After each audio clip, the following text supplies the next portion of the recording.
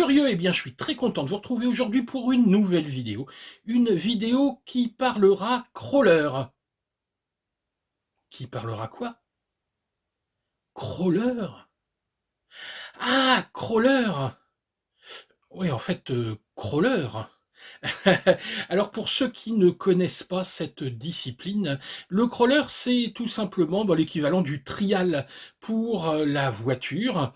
Alors il existe du crawler RC, l'objectif ici c'est évidemment de faire du franchissement d'obstacles, donc on va pas rechercher la vitesse, on va rechercher au contraire le couple et l'adhérence.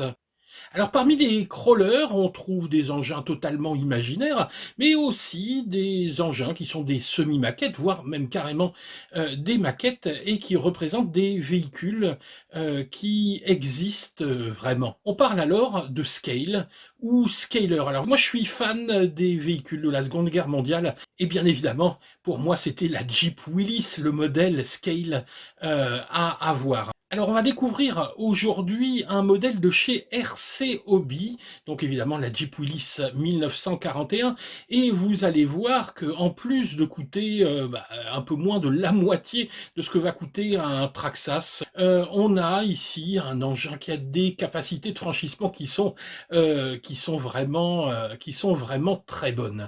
Et surtout, une gueule, mais vous allez voir, une gueule d'enfer. Allez, on est parti pour découvrir la Jeep Willys 1941 à l'échelle 1/6 de chez RC Hobby.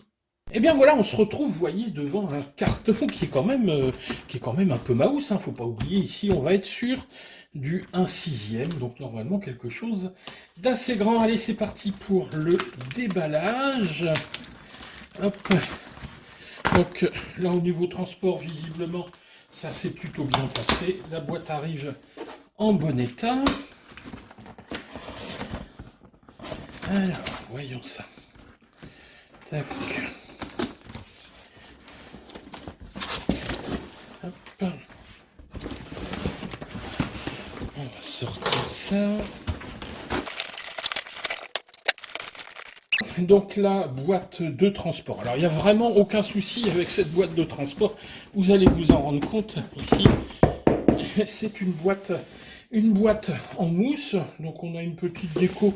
Je vous montre juste voir un petit peu. Je sais pas ce qu'il y a d'intéressant là-dessus, mais bon, on va pas y passer une heure. Ce qui nous intéresse évidemment, c'est de voir ce qu'il y a à l'intérieur. On a, vous voyez, ici une superbe valise de transport. Donc on pourra, j'espère, garder ensuite pour transporter la voiture, avec des petits, ici, clips pour ouvrir. Et attention, tadam! Waouh! Waouh, waouh, waouh! Alors je crains, hélas, qu'on ne se rende pas compte de la qualité du truc, mais je vous assure que l'ouverture, on est un peu sur les fesses. C'est juste superbe, il n'y a pas d'autre mot. Ici vous avez des sièges avec de la mousse, le petit volant qui tourne, la boîte de vitesse, le pare-brise qui se replie, et là vraiment, alors que je ne l'ai pas encore sorti, on a l'impression que tous les détails y sont. Alors je vais sortir la voiture, on va la laisser de côté, on la regardera un petit peu après, et on va regarder ce qu'il y a dans la boîte. Alors dans la boîte, alors pas de surprise, hein, la radio, on regardera comment elle fonctionne dans la seconde partie de la vidéo. Une notice assez conséquente. Alors je pense qu'il y a toutes les langues, il y a du chinois, il y a de l'allemand, oui, on est bien, il y a du français. Donc on a toute la notice en français avec toutes les pièces. Alors je regarde, voilà, oui, pour chaque partie, on a du français, donc il n'y a pas de souci sur la notice. Alors ça, c'est vraiment une bonne chose. On remarque également que Rocobie, c'est FMS, hein, c'est une marque qu'on connaît notamment en aéromodélisme, qui est une marque de qualité, surtout qui fait des semi-maquettes assez géniales. Donc vous voyez ici cette boîte de transport qui est vraiment nickel, et la voiture pourra y retourner à chaque déplacement, voire être rangée tranquillement là-dedans. Alors, Attends, attention, j'amène la voiture. Hop. Et là voilà, regardez ça. Si c'est pas joli. On a vraiment quelque chose de... Waouh. Les suspensions sont juste incroyables. On va... Alors là, juste jeter un petit coup d'œil, hein, c'est tout. Regardez, donc normalement, là, ça s'ouvre. Je sais pas trop comment. Je ne veux pas faire de bêtises. Voilà. Donc ici, le faux moteur. Donc l'objectif de cette vidéo, ça va être déjà d'essayer de se rendre compte ce qu'on va pouvoir améliorer sur cette petite Jeep pour la rendre vraiment maquette. Mais là, on a vraiment une base de départ qui est assez exceptionnelle. Là, je vous avoue que j'en reviens pas. Regardez les petits détails comme la pelle, la petite hache ici. Ça, c'est la petite barre qui va permettre de tenir la carrosserie ouverte. Mais bon, on reverra tout ça en détail dans la revue technique. Donc voilà pour l'ouverture de cette Rock Hobby Willys 1941. Première impression excellente. Allez, je mets tout ça en route et puis on se retrouve pour la revue technique et voir un petit peu tout ce qu'on va pouvoir faire sur cette voiture.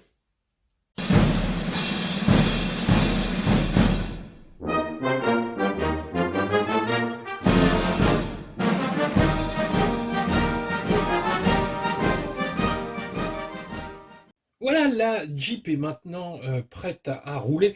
En fait, au niveau préparation, il n'y avait pas grand-chose à faire. Qu'est-ce qu'il y avait à faire? Installer les deux essuie-glaces ici. Et c'est tout. Tout ce qu'il y avait à faire. Voilà. Alors, on va regarder un petit peu l'organisation de ce modèle. Alors, ce modèle, il fait partie de la catégorie de ce qu'on appelle les crawlers. Alors, un crawler, si on prend le mot en anglais, ça veut dire rampant. Oui, ça veut dire qu'il est capable de passer sur tous les obstacles, évidemment, très lentement. C'est ici le contraire des voitures de course. C'est extrêmement lent, c'est-à-dire que là, on est en vitesse maximale. Ils annoncent 15 km/h, mais c'est pas du tout l'objectif. L'objectif, c'est évidemment de pouvoir monter des pentes énormes, de passer dans des endroits où d'autres ne passeraient pas grâce à des débattements de suspension qui sont juste gigantesques. Alors c'est un crawler, mais c'est en plus un scaler ou un scale, c'est-à-dire une voiture à l'échelle qui est censée être une semi-maquette, voire ici carrément, il me semble une maquette. Si vous prenez l'aspect de la vraie Jeep Willys, on en est très proche. Donc c'est une semi-maquette, mais on pourra lui donner ensuite un aspect maquette. Donc ici, allez, je vais remonter ici, hop, le pare-brise, le bloquer. Commençons tout d'abord par la dénomination. Ça n'est pas un RTR, c'est un semi-RTR, on va dire, parce que lorsque vous achetez un RTR, vous avez tout pour rouler, y compris la batterie, y compris le chargeur. Ici, quand vous l'achetez en version presque RTR, vous avez bien la radio, vous avez bien le récepteur, mais vous n'avez pas la batterie, vous n'avez pas le chargeur. Donc ça, faut le prévoir en plus. En général, on a un chargeur à la maison et vous allez voir que les batteries, on peut utiliser pas mal de batteries qu'on a déjà dans d'autres voitures. Il existe également, cette Jeep existe également en modèle PNP, c'est-à-dire que là, vous n'avez ni la radio ni le récepteur. Moi, je vous avoue que cette radio, elle va vite dégager le récepteur également. Je vais mettre ma radio voiture habituelle, mais j'ai pris quand même le modèle semi-RTR parce que la différence de prix pour le récepteur et la radio était de l'ordre, je crois, de 20 $, donc une quinzaine d'euros. Donc ça valait vraiment pas le coup de s'en priver. Je voulais pouvoir l'utiliser tout de suite et faire l'essai rapidement. Donc la radio, on va parler un petit peu de la radio. C'est pas une super radio, mais elle fait bien le taf. Voilà. C'est une radio qui a 4 voies, donc la voie pour l'accélérateur, la voie pour la direction, mais également 2 autres voies qui ne sont pas visiblement ici utilisées, voie 3 et voie 4, mais qui vont vous permettre de rajouter un certain nombre de choses chose peut-être de commander les phares qui restent, eux, allumés, voire de mettre un treuil. Donc, des possibilités ensuite d'évolution sur votre véhicule. Si on regarde un petit peu les différentes touches, hop, donc quand on allume, voilà, donc vous avez ici les reverse, hein, pour inverser ici soit l'accélérateur, soit la direction. Vous avez les trim ensuite pour la direction et pour l'accélérateur, et vous avez ici le dial rate pour la direction, c'est-à-dire pouvoir avoir une direction qui va être toute petite ou avec un fort débattement, donc vous pouvez régler les débattements. Et puis on-off ici, vous voyez donc des fonctions très classiques. Là on voit qu'elle est allumée, hein, il y a un petit couvercle, mais on voit bien qu'elle est allumée, ce qui fait que ça va éviter de laisser les piles s'user une fois qu'on a fini d'utiliser le véhicule. Donc voilà, hein, pour la radio, c'est une radio en 2,4 GHz. Au passage, le récepteur à l'intérieur, lui, est étanche, donc ce qui va permettre de rouler carrément dans de la flotte. On a une distance à peu près de, on va dire, 150 mètres de portée. Mais surtout, ce qui va être intéressant, c'est que cette radio, elle est ultra proportionnelle, c'est-à-dire que des tout petits à-coups dessus vont vous donner une toute petite vitesse, un tout petit à-coup sur le volant va donner un tout petit mouvement des roues. On a vraiment quelque chose d'ultra précis. Alors, on va allumer la voiture maintenant qu'on a allumé la radio. Alors, pour ce faire, ici, ça c'est pratique, on peut laisser brancher la batterie et on a un petit interrupteur, je vous le montre en photo, qui se trouve ici juste sous le passage de roue et qui permet, hop, voilà, tac. Donc, les phares s'allument et ça se bind automatiquement. Et vous voyez ici, voilà, ça tourne. Hein. On va regarder un petit peu l'accélération. Alors, regardez. Vous voyez, quand je vous parlais de mouvement, on peut avoir vraiment des mouvements de roue pour rouler, mais quasiment au pas. Hein. Vous voyez, c'est ultra précis. Pareil, regardez les mouvements de roue qui sont extrêmement proportionnels. Alors, ce qui est rigolo dans l'histoire, c'est que on a donc un cerveau pour la direction, qui est un cerveau je cherche, j'ai ça quelque part, qui est un cerveau de 20 kilos, je crois, 15 ou 20 kilos, pour la direction. Mais on a également un petit cerveau, un petit 9 grammes pour, regardez le volant. Hop, le volant qui tourne en même temps. Donc, on le verra qu'on met un petit personnage. Si on lui bloque les bras et puis qu'on donne un petit peu de jeu au niveau des épaules, il va pouvoir bouger les bras en même temps. Donc ça, c'est quand même un aspect super sympathique. On verra un petit peu les améliorations maquettes à la fin de cette présentation. Alors, il y a des petits détails qui sont vraiment super sympas. Hein. Le capot qui s'ouvre avec la petite barre, hop, ici pour bloquer le capot. Donc là, par contre, hein, je vous l'avais dit, ça, je vais faire une petite peinture là-dessus, le faux moteur, hein, parce qu'il est uni, faut le peindre hein, si vous voulez améliorer l'aspect maquette. Ce qui va vraiment être sympa, c'est qu'on pourra faire plein de choses pour améliorer cette voiture, et ça fait partie un petit peu du jeu des scalers. Hein. Alors, évidemment, quand on voit comme ça, on ne voit pas grand-chose. Une autre chose que j'aime beaucoup sur ce véhicule, c'est le fait que ici, l'arrière de la carrosserie est fixé avec deux petites goupilles. Alors j'aime bien, et puis j'aime pas un peu parce que c'est facile à retirer, mais c'est super dur à remettre parce que le trou est tout petit.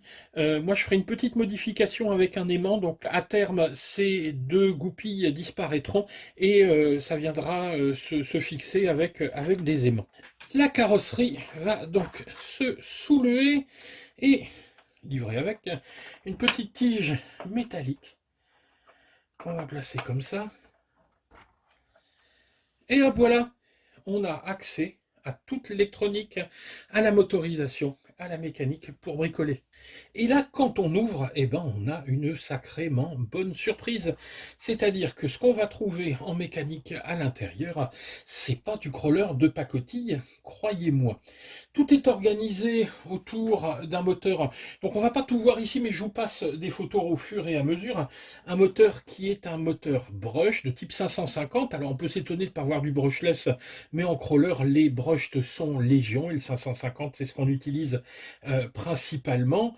On va récupérer toute la puissance ici avec cette boîte de transfert. Alors tous les cardans ici, les coupes sont en métal, donc on a vraiment on a des cardans CVD, bref, c'est vraiment de la bonne qualité. Alors évidemment, tout le châssis c'est un châssis métal, tout est métal. Les Y ici pour la fixation des ponts, c'est du métal. Par contre, les ponts ici, ça c'est du plastique. Évidemment, la décoration est en plastique, mais on a vraiment une sensation de qualité quand on regarde tout ça. Les amortisseurs sont bien évidemment des amortisseurs à bain d'huile et c'est là aussi de la qualité. Moi, j'ai fait un petit changement, mais je vous le dirai tout à l'heure sur l'huile de ces amortisseurs. Alors, regardons un petit peu la batterie. Hein, je vous parlais de la batterie qui n'est pas ici fournie. Cette batterie, alors ça va être pratique parce qu'on peut mettre pas mal de choses en termes de batterie. Ici, c'est du 2S. Alors, le véhicule fonctionne avec du 2S et du 3S. Moi, j'ai pris tout simplement mes batteries de voiture 1/10 au format Tamiya. Ça, il va regarder parfaitement, comme dans un gant ici. Et j'ai quand même une batterie en 4000. Du 5000, il va également. Par contre, alors moi, j'ai juste eu un petit souci. Alors, on va débrancher la voiture. Je vais arrêter la radio. C'est que, regardez, moi, ma Jeep était livrée avec un XT 60. Je sais que certains modèles sont livrés en DIN, en prise T. Donc moi, ce que j'ai fait, bah, c'est que j'ai fabriqué un tout petit adaptateur. Si vous n'avez pas envie de le fabriquer, vous l'achetez. Il n'y a pas de problème. Ici, voilà, hein, comme ça, je peux me brancher. Mais vous voyez, ça tombe parfaitement au niveau de la batterie. Donc on peut utiliser des batteries 2S, 3S, de 2000 à 5000 milliampères à peu près au niveau de la taille. Le tout c'est que ça puisse rentrer à l'intérieur. Mais si vous voulez des dimensions, hein, vous m'envoyez un petit message, je vous donnerai les dimensions exactes du bac.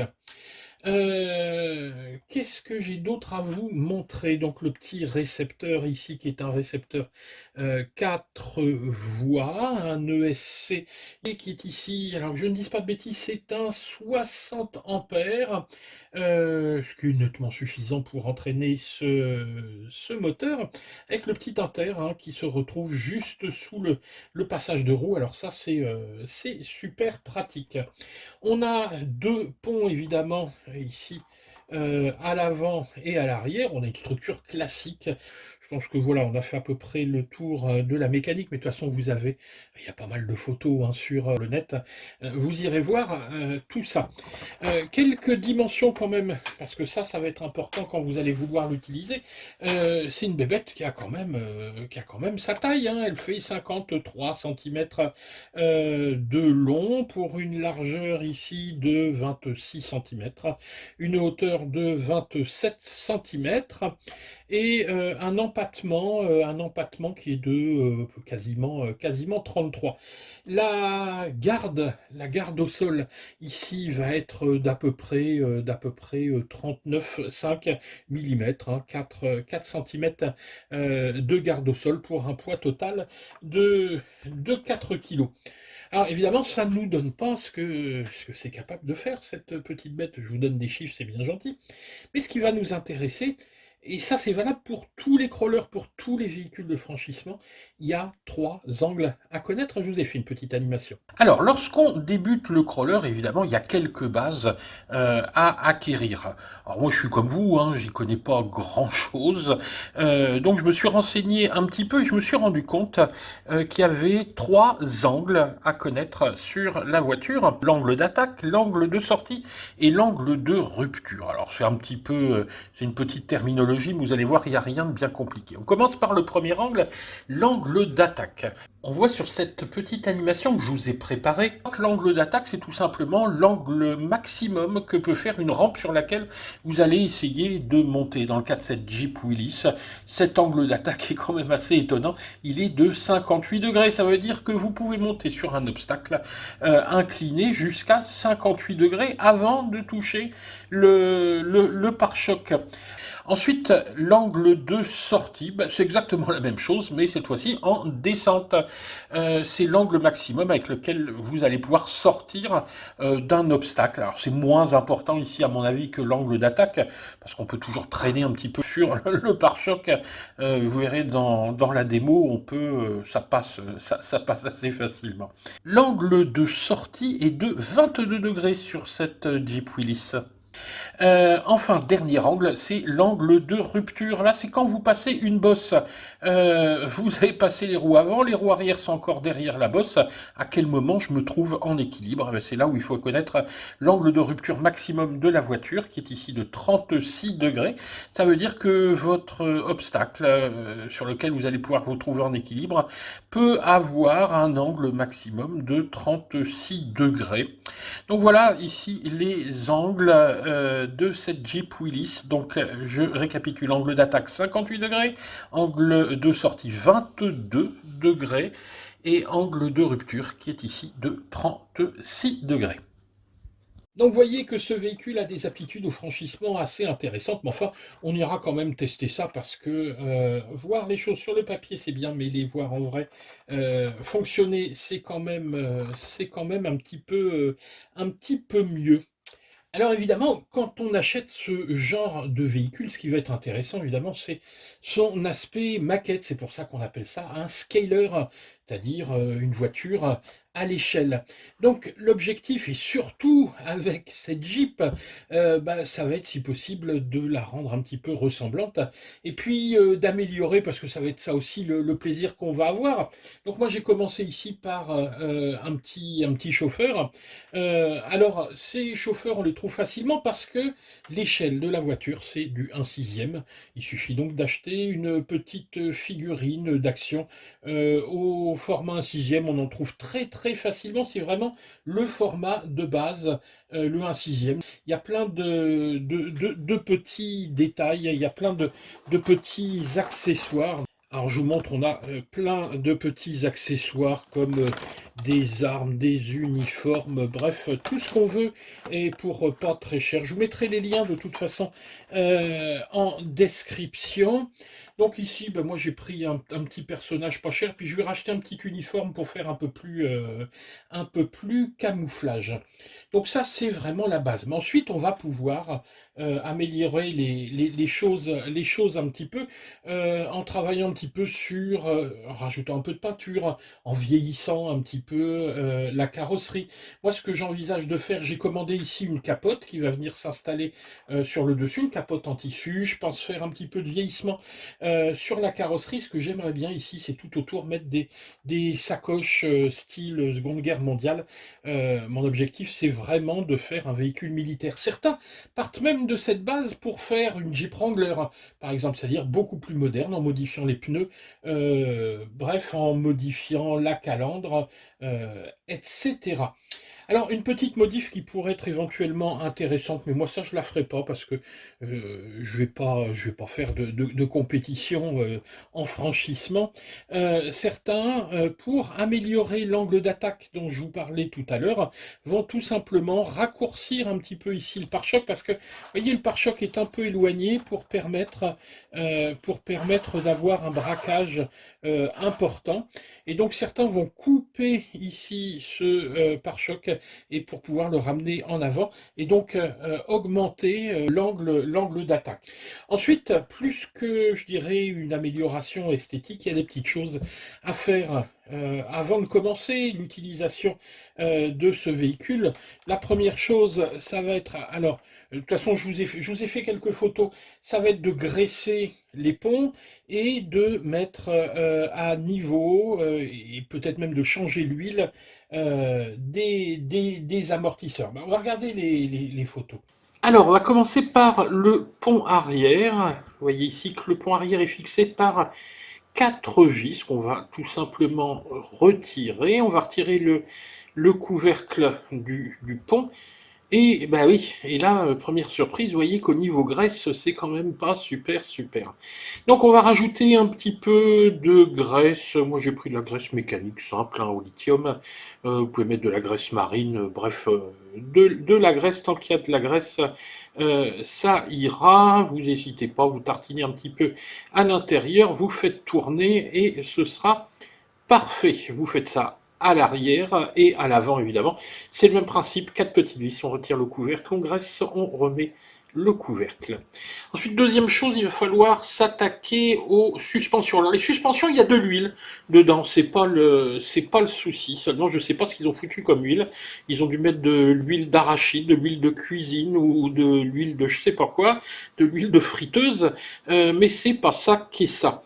Donc, ce qu'on va faire, c'est qu'on va démonter les amortisseurs ici à l'arrière et on fera la même chose à l'avant. Alors, pour démonter ces amortisseurs, il va falloir retirer les roues. À l'arrière, ben, moi, je me suis un peu précipité. J'ai retiré ici les petits capuchons sur les écrous. Donc, ces petites vis ici pour pouvoir avoir accès aux écrous. Et donc voilà, on retire un petit peu la plaque, on retire l'écrou et on retire la roue pour avoir accès à l'amortisseur. On peut ensuite démonter facilement l'amortisseur, il y a juste 2 vis.